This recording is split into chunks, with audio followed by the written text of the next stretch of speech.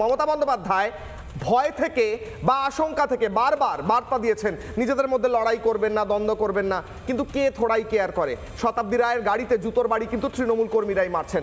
দেখুন মমতা বন্দ্যোপাধ্যায়ের বক্তব্য। যারা এমএলএরা আছেন, আশা করি কেউ নিজেদের মধ্যে কোনো ঝগড়াঝাটি করবেন না।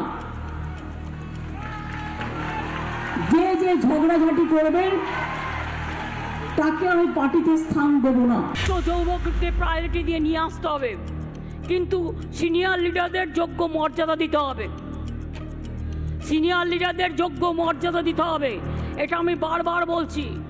পুরনো চাল কিন্তু ভাতে বাড়ে আর নতুন চাল আগে বাড়ে। আমি জানি আপনারা কারো কারো প্রতি বিরক্ত, কিন্তু মনে রাখবেন তৃণমূল কংগ্রেসের কারো কারো প্রতি বিরক্ত থাকলেও আপনারা নিশ্চয়ই আমার প্রতি বিরক্ত নন।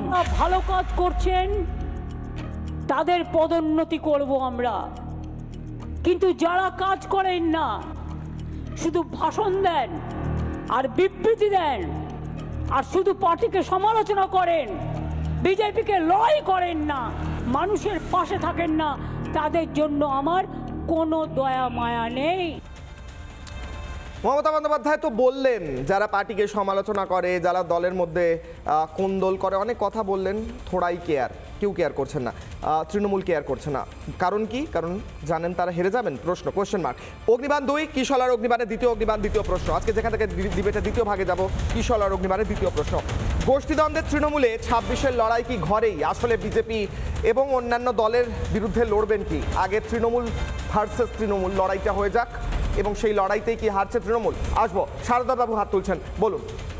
আতুর ঘর থেকে আত্মার শান্তি, জন্মগ্রহণ থেকে জমালয়ে প্রবেশ।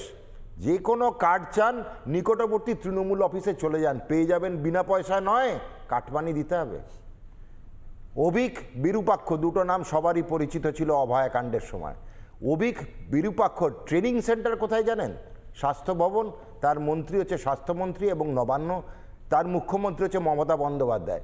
যে রাজ্যের মুখ্যমন্ত্রী ওপেনলি খুলেআম থ্রেট কালচারের জন্ম দিয়েছে, তিনি থ্রেট কালচারের কাণ্ডারি। আজকে অভিক, বিরূপাক্ষ বা মনিদা যে এখন থ্রেটটা দিলেন বিএলও সাহেবকে সংবাদ মাধ্যমের মাধ্যমে, সেটা কিন্তু মাথায় রাখতে হবে। এর কাণ্ডারি। আমি মনিদাকেও দোষ দিই না, ডাক্তার অভিক, ডাক্তার বিরূপাক্ষকে দোষ দিই না, কারণ ওনাদের কোচিংটা হয়ে গেছে তো ম্যাডাম মমতা বন্দ্যোপাধ্যায় হাতখড়ি হয়ে গেছে। বিজেপির গর্ব থেকে জন্ম নিয়েছে মমতা ব্যানার্জি। বিজেপির গর্ব থেকে আমি বলবো কংগ্রেসের গর্ব থেকে শ্রমিক পঞ্চায়েতকে দোষী করতে হবে, বিজেপি সভাপতিকে দোষী বানাতে হবে। এটা কেন বলছেন না যে আজকে পশ্চিমবঙ্গের হালের জন্য দায়ী বিজেপি? এটা বলুন, রাজ্যে ভোট হলো, এটা বলুন নিরপেক্ষভাবে। আপনি কোন রাজ্যে দেখেছেন? বলুন নিরপেক্ষভাবে, স্বাগতভাবে। গতবারের বিধানসভা মমতা ব্যানার্জি যখন সিঙ্গুরে শিল্প ধ্বংস করছিল, তখন বিজেপি তাকে সাপোর্ট করে নিয়ে এসেছিল, জন্ম দিয়েছিল। সেই জায়গায় আজকে এখানে কি করছিলেন? বুদ্ধদেব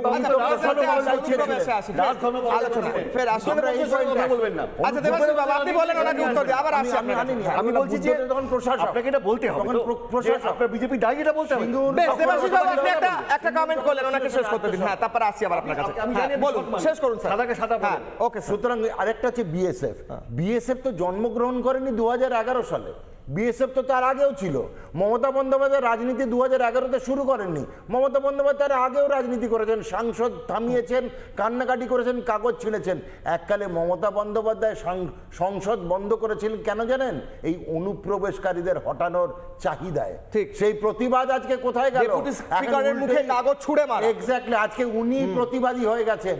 আমরা অনেক মুখোশ দেখেছি মমতা বন্দ্যোপাধ্যায়, নয়া মুখোশ হচ্ছে অনুপ্রবেশকারীদের নিয়ে এসে স্বজন তোষণ করা, তাদের দুধ কলা দিয়ে এই অনুপ্রবেশকারীদের বাংলায় পোষা।